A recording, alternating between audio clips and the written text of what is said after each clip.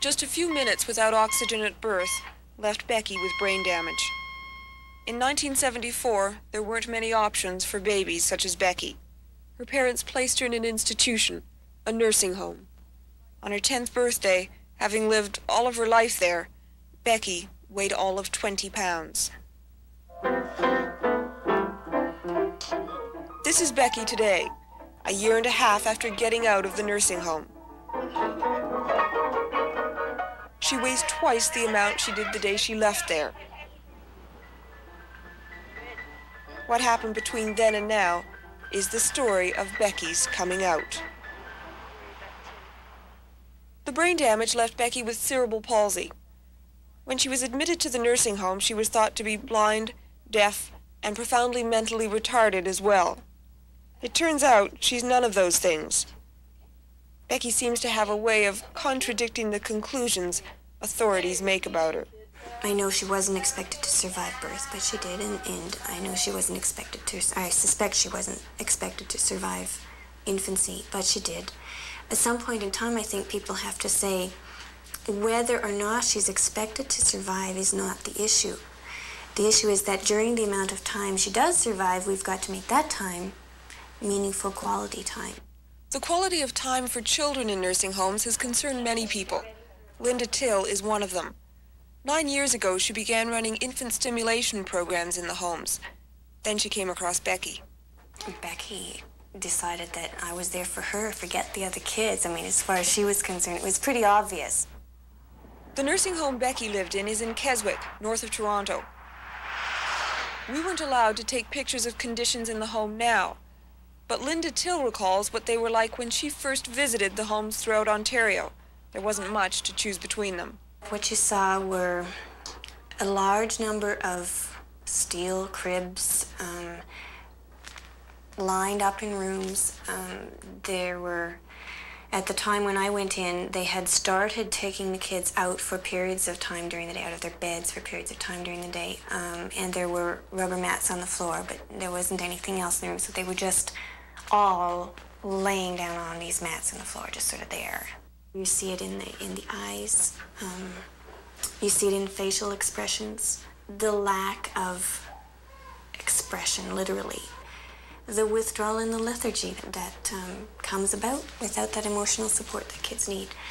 Linda began to offer her support to Becky, making regular visits to the nursing home, and finally, permission to take her out on weekends. Linda's commitment to Becky was backed by her training and her expertise. But her husband, King, had to start from square one. There we go. When she first came here, when I first became involved with her, I was a little skeptical. I had really never been involved with someone who had a handicap, but just an amazing, amazing child. And it's time to have a bounce. Even with all her disabilities and the bad time she's had, she's always got a smile for somebody. And when she gets to know you, she's just a bubbly little effervescent little girl. Oh, are you getting tired? She would come here on a Friday night, and then we'd take her home on a Sunday night. So over the years, she became just like a member of the family. And I think one of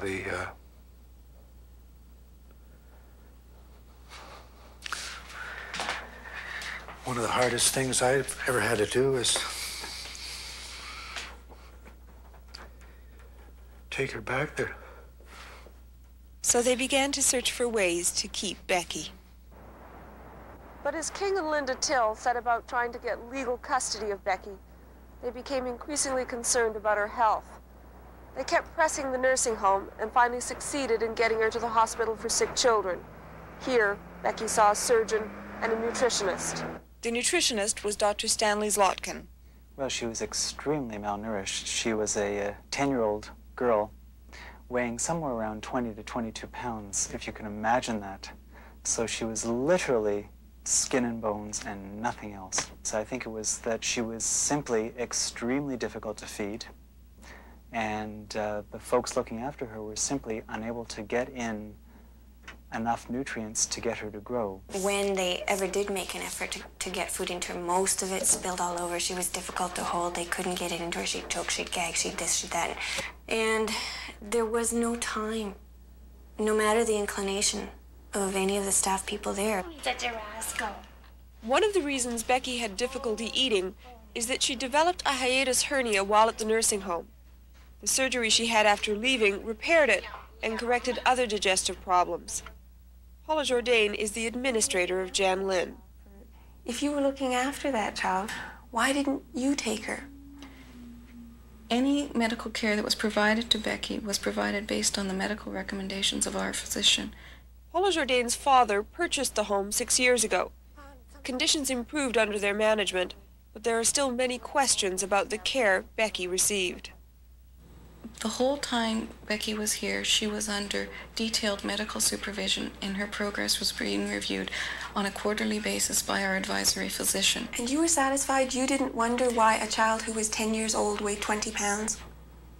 In a child that has multiple handicaps, it's not uncommon for them to have lower weight gain than normal individuals. So you were satisfied? We felt that the options, the alternatives facing Becky were as risky as her low weight gain was. Surgery may have been risky, but according to Dr. Zlotkin, the risk of being extremely malnourished was critical for Becky.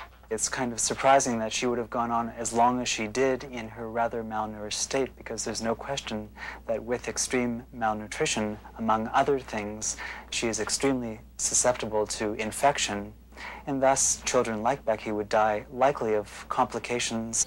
Instead, with surgery and the care she's received over the last year and a half, Becky's gone from wearing size 2 clothes to size 6X.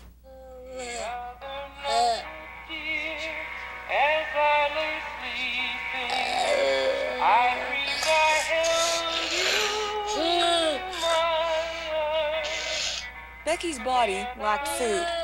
Becky's life lacked some of the things kids love most. But the Tills brought Becky home with them last year, and now Becky is having the time of her life. With Becky, she would do anything that we asked her in the water. The last few times I worked with her, you could actually see the head from this floppy position was actually starting to lift up. 1, 2, 3, Cassie, jump. 1, 2, 3, Becky. Good girl, Becky. 1, 2, 3, Becky.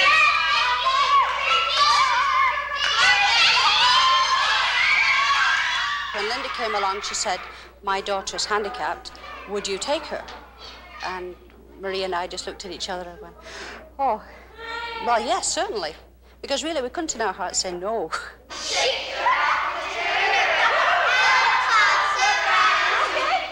We just took her like anybody else.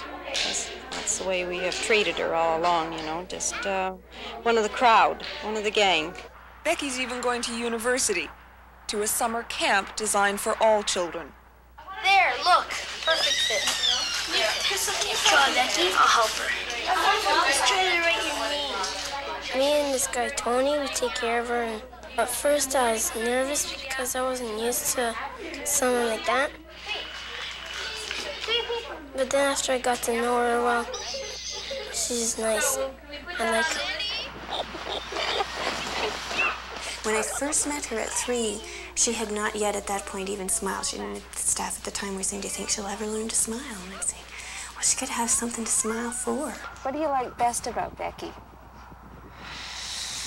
That she laughs a lot. Give Daddy a big hug.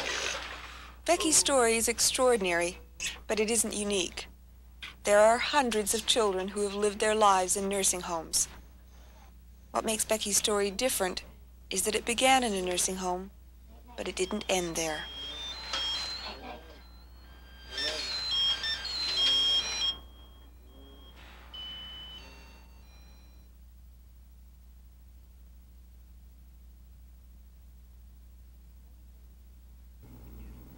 Many children with challenging needs have experienced lifestyles that differ greatly from those of their non-disabled peers.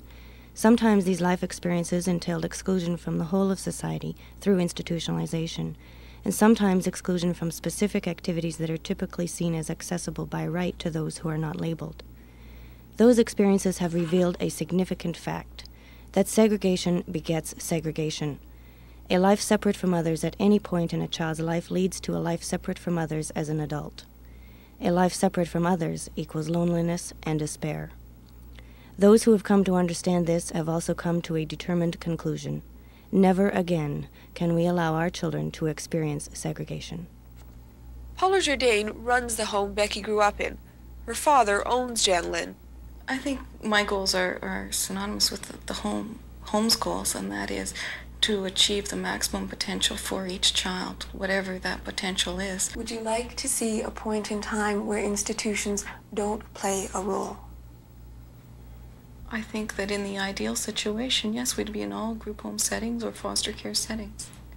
And would you actively work towards getting this institution shut down?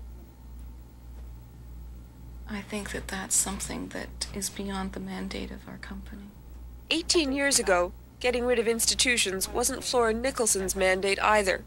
In fact, she'd just finished setting up Rygel Nursing Home. Then someone told her she was doing it all wrong. I swallowed my pride and said, okay, show me another way. And that was it. Dr. Joe Jacobs is a pediatrician at the McMaster Medical Center. He's watched many of the children make the transition from institution to a home of their own. Some of the children who are in here, labeled correctly if you want, as severely retarded, go out into the apartments and the neighbors then say, but of course these aren't retarded. Why? Because they see them responding, and because they know them, they cease to allocate to them labels like severely retarded, which really doesn't look at a human being. They see children. After a lengthy and unsuccessful period of determined effort to secure Becky's right to access an age-appropriate class in her neighborhood school, the fight of necessity intensified. The following are a series of news clips detailing the struggle that ensued. Parents of a 15-year-old girl are fighting to get their daughter into school. The school won't take her because she has cerebral palsy. For Becky Till, it's yet another obstacle to overcome. CBC at 6 first showed Becky's story 4 years ago, the story of a child expected to die in a nursing home where she had spent her entire life. As Patricia Chu reports, Becky is still battling the odds. Do you think she should be going to school with you guys? Yeah. Linda Till knows the futility of what she's about to do. She's been fighting the York Region Public School Board for 4.5 years. The board says her daughter Becky belongs in a special education classroom with other handicapped children. Till wants Becky here in a regular class. Not everyone in the small town of Sharon is on her side. Don't you really think you're taking it to the wrong place? No. You definitely are. You know, interrupt the classrooms and everything else. Hi, Becky. Till says she's come to a dead end. She's hoping confrontation will work where all else has failed. We've made it clear from square one that we are seeking an environment where the children speak, where the children can walk and come up to her and initiate interaction. We don't have a class for Becky here, but she is on a class list at another school. The school area superintendent is brought in. Once again, he offers Becky a place in a special education class. Once again, the Tills refuse. The program of a regular class is not designed to handle students with handicaps as severe as Becky has, with her inability to communicate, with her inability to walk or move about, and with her inability to be toilet trained at this stage. She's quite capable of interacting with other people. She's fully toilet trained. I don't know what the hell he's trying to do, but it certainly hasn't anything to do with looking at the child. What he's doing is he's describing to you the kind of child in general that's typically labeled multi-handicapped. He's not talking about Becky. Today, a dozen or more friends, including Becky's babysitter, came to lend their support. I see just a regular kid. And when her friends ask, they say, why can't Becky come to school with me? Why does she have to go to a different school? We go to Girl Guides with Becky, why can't we go to school with her? You know, and we say, well, it's politics, you know. People are always saying in cases like this that people like Becky can never come to this school because the kids won't accept them. What they're really saying is that they don't accept them. The doors are still closed to Becky, but the fight is not over. Linda says she'll teach Becky on the school lawn if she has to, for as long as she has to, until the board realizes Becky won't go away. For CBC News, I'm Patricia Chu in Sharon, Ontario. The commission will hear the appeal but has not set a date. Meanwhile, Linda Till is teaching Becky herself on the school grounds. We're going to stay out where people can see that indeed she's being denied access to this school. We're going to teach her to the best of our abilities. Education Ministry officials said today they can't interfere with the board's refusal to admit Becky to Sharon Public School. The York Board of Education is continuing. Becky Till's parents have been trying to have their daughter put in a regular classroom at Sharon Public School for the past 4 years. The board says she belongs in a special classroom. Michelle Rail reports. 15-year-old Becky Till was taking classes outside school today with the help of friends. For the second day in a row, officials at the Sharon Public School have refused to let Becky's parents register her in a grade 8 class. Becky has cerebral palsy. The York Region Board of Education says she needs a special education class that isn't offered in Sharon. Becky's parents say she's capable of being integrated into a regular class. She has a right to go to the neighborhood school and to be supported in her neighborhood school. She has extra challenges, and those challenges will need additional supports, but I don't think that it's an insurmountable challenge for a board to consider, and I do know there are boards in numbers of other areas that are doing it. Becky was greeted warmly by the children at recess this morning. The principal says the school is a welcoming place, but it can't answer Becky's needs. She can be integrated for social activities, but as far as the academic program goes, I believe the best place for her is in a multi-handicap class and not in a grade 8 class. Becky was enrolled for 8 months in a special education class at this school a few miles down the road. But her parents felt she was too segregated from the rest of the students, and they wanted her back in the mainstream. The York Region Board of Education spends 20% of its budget on the 12% of its students who are exceptional. There are 40 students with multiple handicaps who do attend regular classes, but they don't need teachers' aides to help them. And since Becky requires assistance, she doesn't qualify. Well, our concern in a regular classroom with a youngster like Becky is that it extends the demands that the regular teacher would have to address. She has difficulties in the area of communication. She has very little expressive language, and as far as we can determine, limited receptive language as well. This educational consultant helps school boards across the U.S. and Canada with integration programs. She says this board hasn't given Becky a chance to show what she's capable of. There are kids all over Ontario in wheelchairs. There are kids with Down syndrome, there are kids with cerebral palsy being welcomed in wonderful school boards in Ontario. This is a shameful situation here. I mean, the word that comes to mind is disgusting. The Tills vow that their battle to have Becky placed at Sharon Public School will continue. They've also taken their case to the Human Rights Commission. In Sharon, Michelle Rayo, Total News. Her mother is holding classes outside of Sharon Public School until she's allowed to register. This page has some symbols.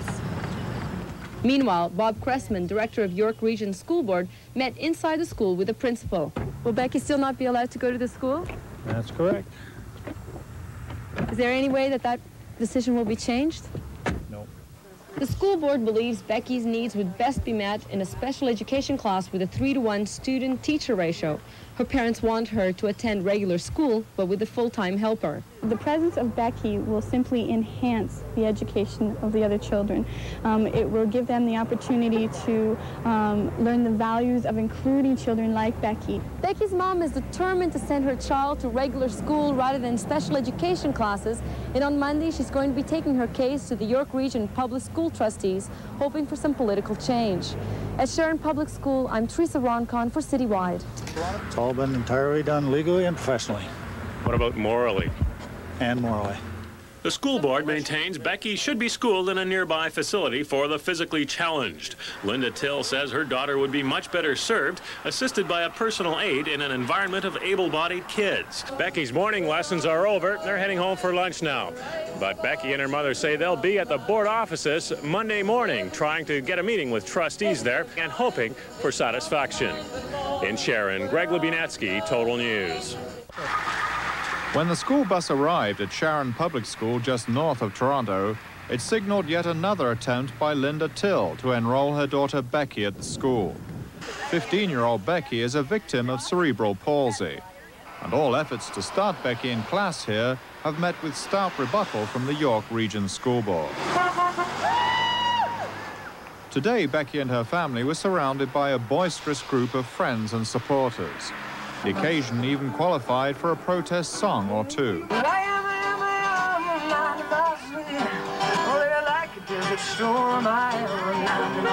Then the big moment arrived, as Becky and her mother Linda Till slowly paced their way to the school's front door.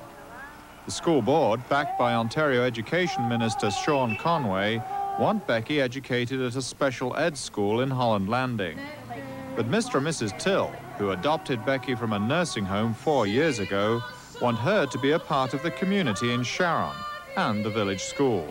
But school principal Jean Page refused to budge. Are you going to do as I've asked? Obviously not. After lengthy discussions inside the school, the Tills left, and Linda Till faced up to the reality of continuing her struggle another day. Are you distressed by today's turn of events? Distress. I mean, I would love for somebody at some point in time, hopefully today and preferably even yesterday or the day before, to have said, you know what, we'll give it a try. Moments later, the first of 3 York Regional Police cruisers called to the scene arrived. But the police, some of them apparently sympathetic to Becky's cause, were not anxious to take any action. Meanwhile, Linda Till had promised her daughter a day in school, and she was determined to keep her promise by setting up a desk on the front lawn of the school. You do it. That's it. We'll start you. Color it up. Eventually, the police left, and Education Director Bob Cressman also departed without comment. The fight over Becky Till's education is by no means over. Next week, Becky's parents will take their campaign to the York Region School Trustees in a bid to force a political change of heart. Paul Dolby for Global News in the village of Sharon. She can't go to class. Becky's parents are fighting that decision made by the York Region Board of Education because they feel Becky's ability should come before her disability.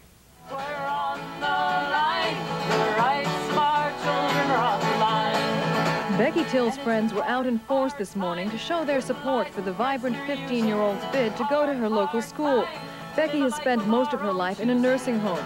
She has cerebral palsy, which affects motor coordination. But thanks to people who see beyond her severe disability, she now enjoys a full life outside school. Even though she uses a wheelchair, Becky water skis and is active in Girl Guides.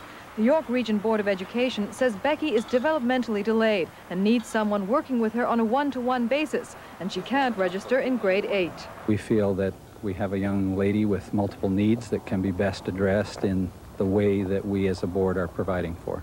Beth French with the Canadian Association for Community Living says segregation is the worst way for a disabled child to learn. As long as they're excluded from typical and ordinary experiences in life and excluded from community, especially community schools, they're going to be treated differently. Becky and her mother Linda were turned away from the school again today. Principal Jean Page called police to clear supporters off school property. Linda Till says she hasn't given up the fight. Although her daughter needs help to do most things, she points to other school boards which are providing support services for disabled children. Although the Tills remain committed to their goal, they left the grounds today as they agreed it's unfair for the battle to be fought at Sharon Public School when the real problem lies with the York Region Board of Education. So starting Monday, that's where supporters of Becky Till's right to attend her neighborhood school will be focusing their energies. Kate Wheeler, CFTO News, Sharon. That is Lauren Matalon reports. While the Tills are fighting their case, there are schools accepting students just like Becky.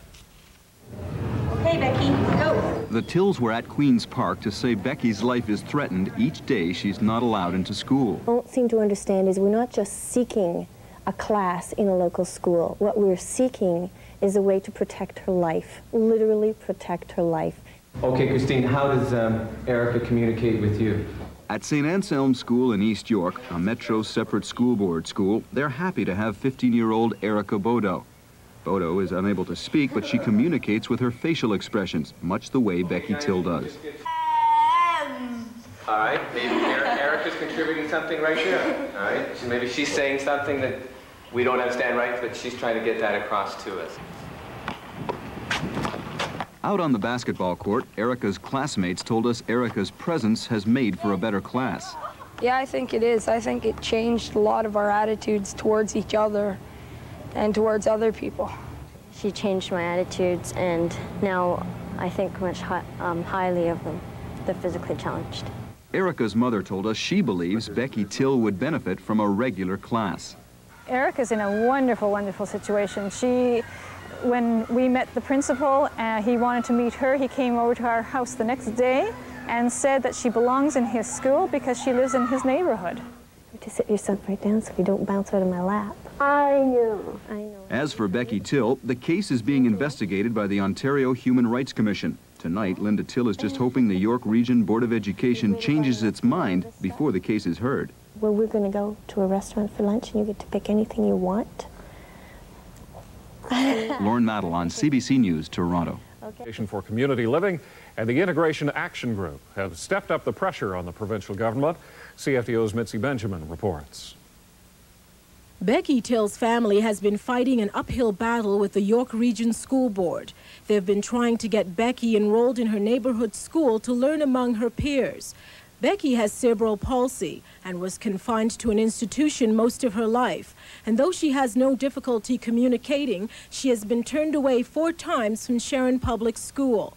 School officials say they can't accommodate Becky's needs, and children with severe disabilities must attend a segregated class. However, some organizations within the community don't agree, and they have joined forces with the Tills to put pressure on the province to amend the Education Act and introduce changes to the policy they say discriminates against the handicapped. I believe that it is unjust to ask parents to move from one region of this province to another in order to access education in a neighborhood school in a regular classroom with regular kids. It is unjust to ask parents to change their religion and go to the other public system that happens to be Catholic. It is unjust to have families have to go to court. I could use words like outrageous, disgusting, and embarrassing. It's time for the Ministry of Education in Ontario to say that an apartheid policy of education for children labeled mentally handicapped is not acceptable in 1989. The Ontario Association for Community Living has requested a meeting with the Minister of Education. In the past, the Ministry of Education was prepared to step in when the same school board refused access to refugee children. Till supporters now say if the ministry turns its back on this issue, it will be condoning an illegal and discriminatory act. Mitzi Benjamin, CFTO News. 2 youngsters and their parents enter. The children are 15-year-old Becky Till, who has cerebral palsy, and 11-year-old Jacqueline Rowett with Down syndrome. Both children were denied entry into their local community schools in York Region, and both are fighting for a normal education. There was high emotion at the rally in support of these youngsters and others facing similar roadblocks. Some of the community college students who took part in the rally are themselves disabled. As part of the Humber College student body, I've been able to fulfill my dream to become a social service worker. I'm sure you were as surprised as I was to hear about the difficulties these 2 girls were having. Since a couple of years ago, I thought we were given the right to have education the way we wanted, no matter who we were. The parents of Jacqueline and Becky were clearly gratified by the outpouring and support from these students. It's incredible, and I hope that everything you're doing today goes beyond these walls and goes through the province of Ontario, right through the world. So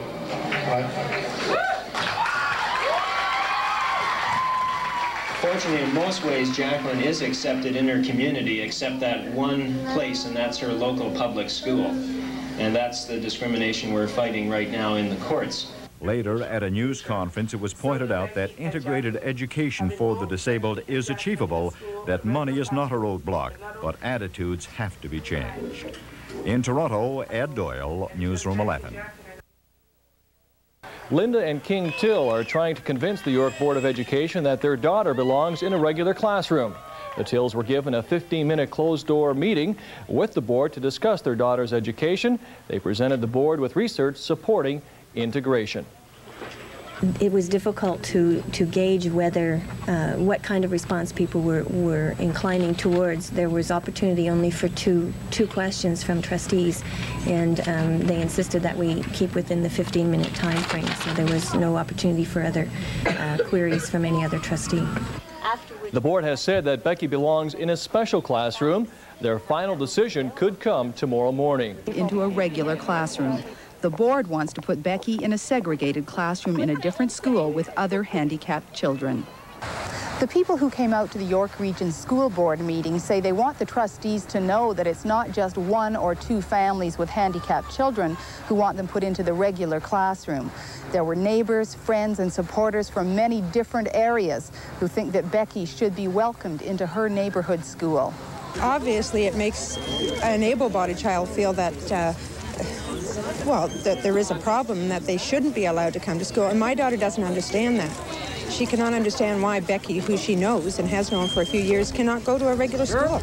It's been an ongoing fight, and the relationship between the family and the board has become adversarial. The board agreed to give the Tills 15 minutes to make their case at a closed-door session before the public meeting. The Tills asked the board to postpone their final decision on placing Becky. The question, I think, at this point is not whether we will integrate, but indeed when and how. And I'm hoping that the when and how will be soon and very well. But it appears that the York region is not prepared to change its mind. This press release saying Becky would be in a segregated classroom was prepared before the meeting even began. Becky's case is not the first time the York region has disagreed with parents about how their handicapped child should be educated. Katie Lewis's family is fighting segregation of their daughter before the Human Rights Commission. And Jacqueline Rowett's family is taking the board to court. They say their daughter is entitled to the same education as any other child under the Charter of Rights. Marlene Trotter, Global News, Aurora. There's a similar case raging in Ottawa. It's a battle over whether to integrate a boy who has Down syndrome into the school system there. Linda and Jerry Boujol tried unsuccessfully to register their son Danny into D. Roy Kennedy School. The Boujols are taking the Ottawa Board of Education to court, citing Danny's constitutional rights. Today, Becky's parents say they want to educate board members. Kevin Quinn explains. Becky Till is not in school today, and she won't be in school tomorrow. Hopefully no more than a month. At a York Region Board of Education meeting last night, trustees were asked by Linda and King Till to attend a seminar on integrated education before deciding where Becky should go to school. And we would offer that at our expense and our energies to pull it together for them. And we would do that within this month. And after that opportunity to learn about integrated education from the experts, ask them to then make a decision, which would hopefully be a very responsible decision. The board declined the Tills' request for now. While no one at the board office would talk to us on camera, a prepared statement said, the board is deferring any consideration of a seminar until legal issues being pursued by the Tills are resolved. Linda Till is not sure what those legal issues are. We haven't taken them to court. Are they telling us they want us to take them to court? We haven't, and we had no intention of taking them to court. There is no argument whatsoever to not hearing this information. The Tills have filed a complaint with the Human Rights Commission, but they want to keep a dialogue with the board open. We want to resolve this, and I would hope that the board wants to resolve this too. So I think the first thing we have to say is, board, we need to meet again. In Sharon, Kevin Quinn, Total News.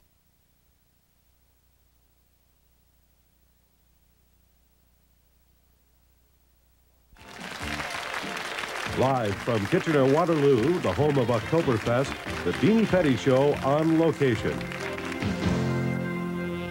I'd like you to meet Linda and King, who are parents of Becky Till, and I'm going to show you this picture of Becky. Becky is the little child right in the middle. You see her?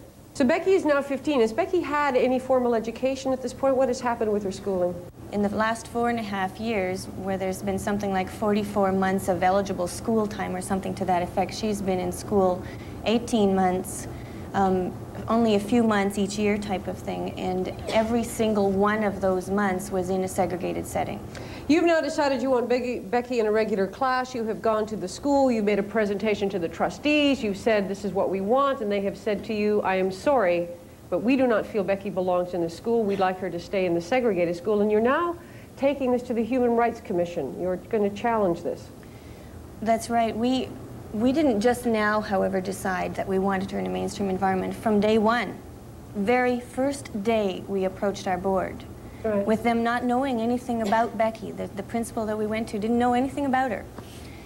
And we said, we have a child now. We would like her to be registered in this school. This is her home school. And It was no from the moment they learned that she had a disability. It wasn't a question of who she was, what she was like, what her particular needs were, nothing. It was no. Did they give you a reason, or they just no? That's our policy and that's it? That's the way. We do not integrate those kids in our school system, period. As you went through it, surely you realized, and did you at that point realize we were going to have this huge fight ahead of us? That you didn't think of that part, no, huh? We had reason to be alert to the fact that the board would be reluctant. Right. Because in my work experience in connection with that board and other families in our area, I knew that they were reluctant. I just figured if we put all the facts on the table and we approached them in a really reasonable and realistic way and said, okay, here's the child, here's what she can do, here's what she needs, and this is why this kind of environment would be in her best interests, we'd be able to work. What was the most startling thing was that they said no before they heard any of that information. No. We've had to weigh the risks of her going back into a segregated system, which we believe is not only inappropriate, and it's important to understand the difference. We believe it's not only inappropriate, but also that it is incredibly harmful. How could it be incredibly harmful to Becky? Incredibly harmful in this way. We've got a little girl who's got very significant developing language. We put her into an environment where none of the children talk, or we put her into an environment where none of the children are able to get up and walk and interact with her when she's got these wonderful social skills to interact with other kids and to learn and model from other kids in their learning styles and their social skills. We put her into an environment where the other kids may perhaps have behaviors which are atypical behaviors. Those kinds of experiences are harmful experiences to a child who has all this developmental potential that's not getting an opportunity to be exposed to normal, regular development of regular kids. When you look into Becky's future, and I know you must have given this a lot of thought, what is it that you would like her to achieve through this educational process, and what do you see in her future? What kind of things are there for Becky? Down the road, she's obviously going to have to live in the community and be accepted in the community. The school environment is just part of that community, and she's going to learn from it, learn within it. The kids that are there are going to learn. That the whole thing is a learning process. School is a way that children and young adults learn to socialize together. They learn about job opportunities and all that educational process. So it's just a matter of getting her in and learning there, and then going on from there. But in an educational sense, do you actually expect Becky does Becky have the ability to graduate from grade 8, from grade 6, from high school? I mean, what do you see here? Becky has the ability to graduate from high school. Becky has the ability to graduate from college. Becky's already been invited to attend Humber College when she's old enough to go.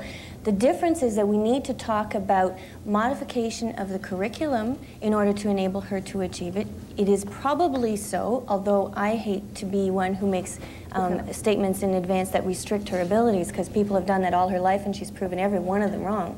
It's probably so that she will have difficulty handling the full regular curriculum, but we also have been told that she can do, and we felt all the way along that you know, there might be something to that, and yet even this kid with all the significant disabilities that she's had has learned to do such things as water ski.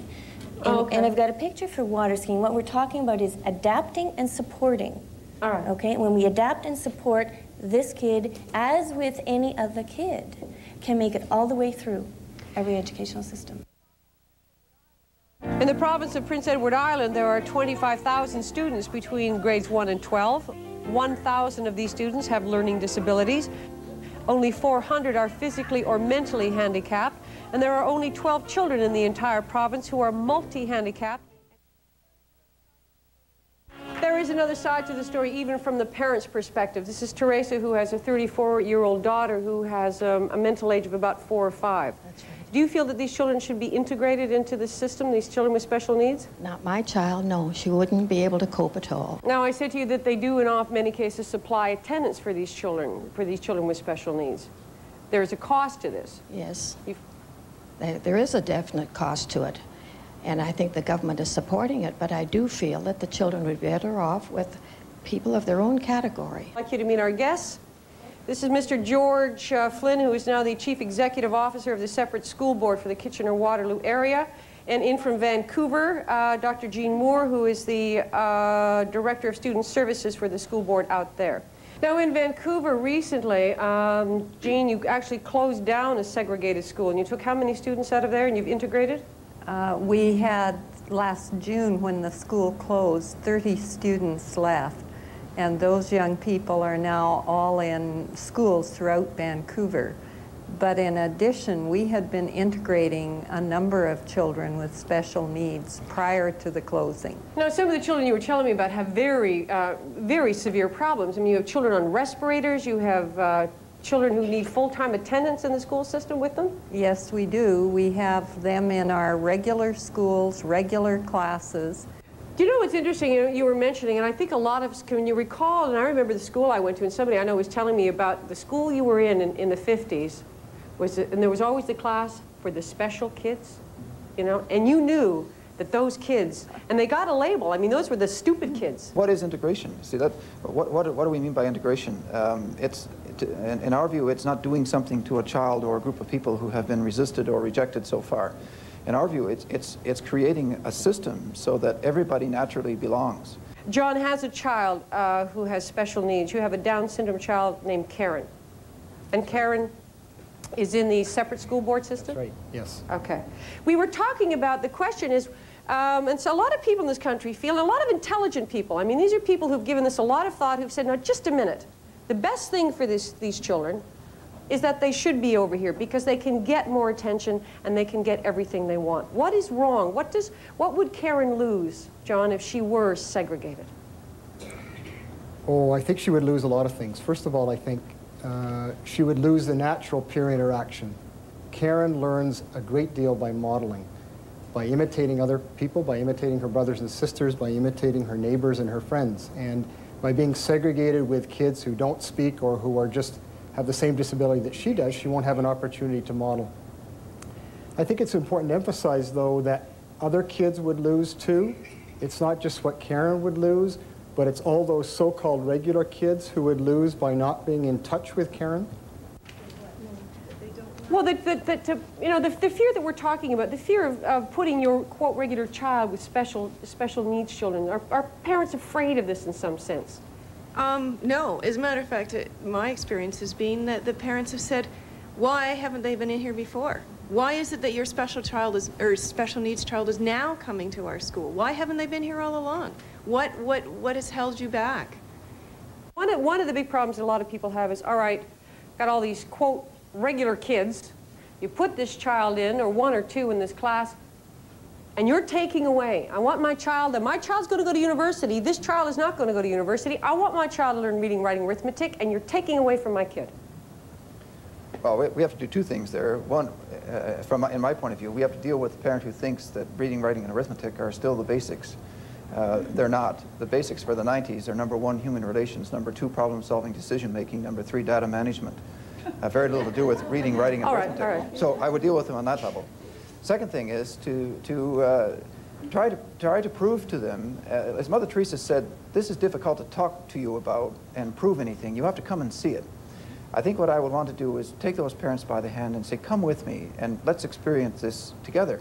Right. I'll tell you about it first, then I want you to come and see it, because the proof is in what you see. And indeed, as they were saying, you really do have to see it in action. You get nice feedback from the parents of the regular children about their children's experience with other kids? Oh yes, they appreciate their children learning, and the children bring it home to the parents as well. It's the new generation are almost teaching the parents to be accepting when they bring home their little friend who happens to have a handicap. And parents will say, just a minute here, we can't let this one kid disrupt the whole class. And that's the same concern that parents have with somebody who really has problems. How disruptive is it going to be? And can you guarantee me that it isn't? Yes, I can guarantee that by providing the appropriate supports. And I think the parents have a right to have that guarantee. Linda, you had something you wanted to say? I just think it's really important from my perspective to ask this question. If the child that we were talking about being kept out of the regular school and being required to attend a school just with her own kind was a child that was black, or was a child that was native, or was a child that was redheaded, or was a child that had had an operation versus a child that hadn't had an operation, would we ask the same question about whether or not she should be there, whether there are any reasons at all that that child shouldn't be welcomed into that school community? The critical thing for me is to make sure everyone understands that my daughter is not less valuable than any other kid in the school. Not more valuable, but not less valuable, and therefore every effort must be made to ensure she is fully welcomed and included just as much as any other kid is. You please applaud. You were going to go ahead. Okay.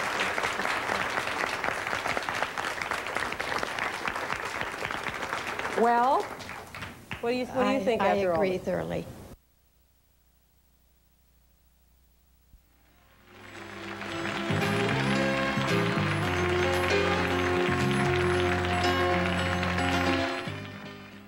I'd like you to meet Dr. Marcia Forrest. Dr. Forrest, you're very, very committed to these children. You have established a center to teach educators about integration. The trick and the challenge is to change the regular education system to a quality education system for all children that meets the need of anybody that walks in the door, be it Becky Till or Judith Snow. The key factor is trying to discover what that person's gifts are, not what their problems are. See, I'm not even interested in integration. I'm interested in good education. All right. We have Brian Cullen joining our panel. Brian is the principal of St. Francis School in Kitchener, Ontario. And 3 years ago, your school decided to fully integrate all of their students. Now, you hope that eventually a generation of young people will integrate naturally and that they will accept these other children. Now, were you nervous at all or worried at all about the prospect of fully integrating your school? Absolutely. There is the fear of the unknown for any particular venture, whether it be in education or in business. There's always a part of that. I'm sure I was just as afraid of working on this initiative, or maybe fearful as Bob is sitting in the booth there. But it's something that's possible. I have a wonderful staff, many of whom are here tonight. We have a number of students who are here with us tonight, and we've now entered into a new mode of education. It's needs-based education, where we can all work together and problem solve around issues such as this. I think it's really important that people need to understand, right from square one, that we are not talking about taking Becky and dumping her in a class of kids and asking the teacher to spend all her time with Becky. We are not asking the teacher to be dumped on. There isn't another person or another type of person other than parents who are more inclined and absolutely determined we're going to want our teachers supported. We know our teachers are good teachers. We know they can only do a good job if they're doing a good job for all kids. But we also know, absolutely, without a question, that a school will become a better school if it can accommodate the differences of my daughter, and a teacher can become a better teacher if they can learn, and those resources are available. My daughter is getting exactly what Linda Till is looking for her daughter. My daughter, I feel, has a lot more needs than Linda's daughter does. She is fully integrated. Full integration does not mean 100% sitting in a classroom. It means being part of the classroom, being a member of that classroom, and having an appropriate program and the appropriate supports. And that's exactly what she's getting in her board. She is getting all the resources necessary. The parents of the other children have expressed to me several times that they are so pleased with what their children are coming home and saying, and they are not losing any education whatsoever. You wanted to make a comment? Yes, I'm Pat Worth. I'm the president of a self-advocacy movement called People First in Canada, and we are all for integration. Our membership are people who have been labeled as mentally handicapped who have suffered nothing but a life of segregation in their lives, and has led to a life of misery because they're judged as people who can't learn. People judge me as a person who can't learn. I was in segregated classes most of my life, and I wasn't able to learn how to read and write. But it wasn't because I wasn't able to learn, it's because I wasn't taught to learn. And you know, if the education of a teacher is not over yet, if a teacher decides that a person can't learn. Hello, I'm legally blind like one of your earlier panelists. My name is Susan Forster, and I'm president of a self-help group for people who are visually impaired and blind in Ontario called Boost. It is possible, it can be done, and I've got 3 university degrees and a full-time job, so you can do it. Now, your kids here, had exceptional students in their classroom, and what was their initial reaction? Their initial reaction? Probably the same as mine, a little bit of fear. We didn't know what to expect. We weren't too sure. But when you hear Bob, let's just talk about Bob for a moment. We can't forget about Bob just because he's in the booth there. Now, when you hear Bob saying that he's worried about his other kids, you know, that he's not managing to get around to them, how do you as a teacher manage? Because I have kids helping kids. Right. What we have found is this: kids do want to help. Yes. No matter whether they are good students, weak students, whatever kind of student, they want to help, and they will help. They'll do more for their friends than I can. Hi. I've been labeled for a long time of being slow, being retarded, being all kinds of things. And when I hear teachers, right, say about their tax paying thing, it costs you $40,000 a year to lock me up. It costs you thousands and thousands of dollars to keep arresting me. And guess what? When I did get some education, it cost me $450 with a volunteer tutor. So you got a game to play.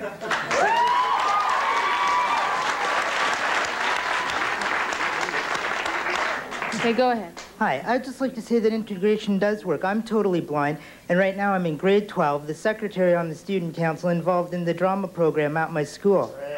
All right. Just one more thing. The key to all of it is support, though. Support from the teachers, you know, teachers, family, friends, everyone. You have to have a lot of support. What is out there? I mean, what about funding? Well, that's the bottom line, really. You know, we keep hearing that government is not a bottomless pit as far as money is concerned, and that's the key thing. So there has to be time to find the money to make the process work. But goodwill is the bottom line. I think goodwill is even more important than money, because sometimes things can be done to promote integration that don't cost much money. Okay, now, I want you to meet May. May said she had something that she wanted to say. Okay, honey, what is it you wanted to say? I agree with Marsha and agree with the red and white dress. The girl in the red, oh, you mean Linda. Okay, you agree with Marsha and Linda. You think that everyone should be together.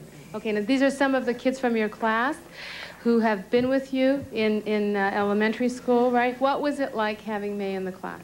It was great. May couldn't have done it without us, and we couldn't have gone through it without May. We were together. School doesn't have to be all books, it can be friendship too. In May's class, our education didn't suffer, but we learned more. You really feel that? Yep. Okay, what about you? Well, like, I'm in grade 11 now, and we had a girl in our class, and like, so what? She needed help almost all day. I needed help in math, I needed help in science. Like, you're not gonna suddenly fail for giving a couple minutes out of your day to help somebody. Well, I was just thinking, like, if Bob was saying that he had 4 children who act up, lots of people act up, but they don't have to be segregated. They're still in the classroom. Even though they act up, they waste time. My younger sister, was in a class with a boy who had CP. He was in a wheelchair.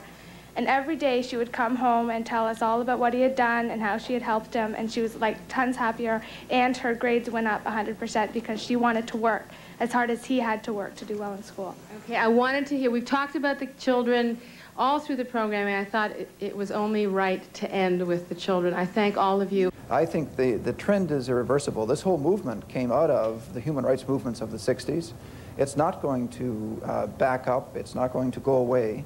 Right. It's going to continue until we have recognized fully the rights of every living human being.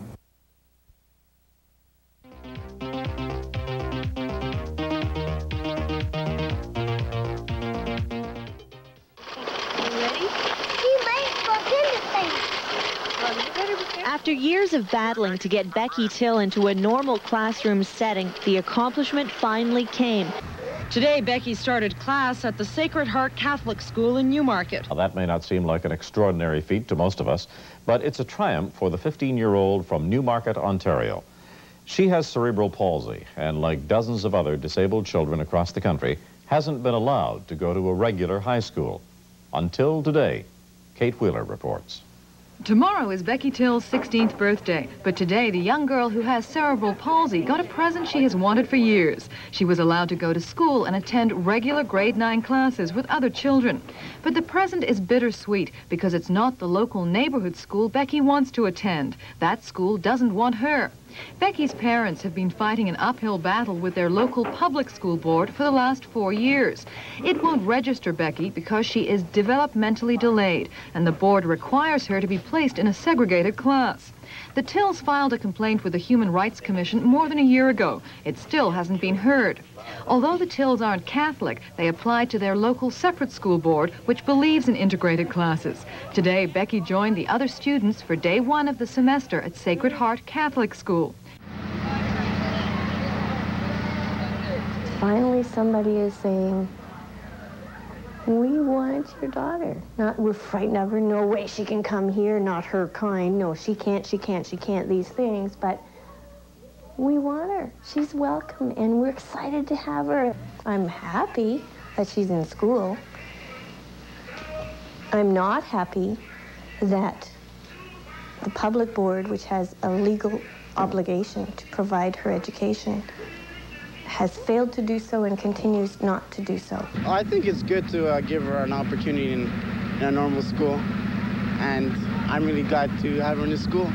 Director of Education with York Region's Public School Board, Bob Cressman, says he has no comment on Becky going to a separate school board school. It provides the opportunity for students, for mentally and physically handicapped students, to come here and to be integrated into regular classrooms. We're committed to a program which involves mainstreaming.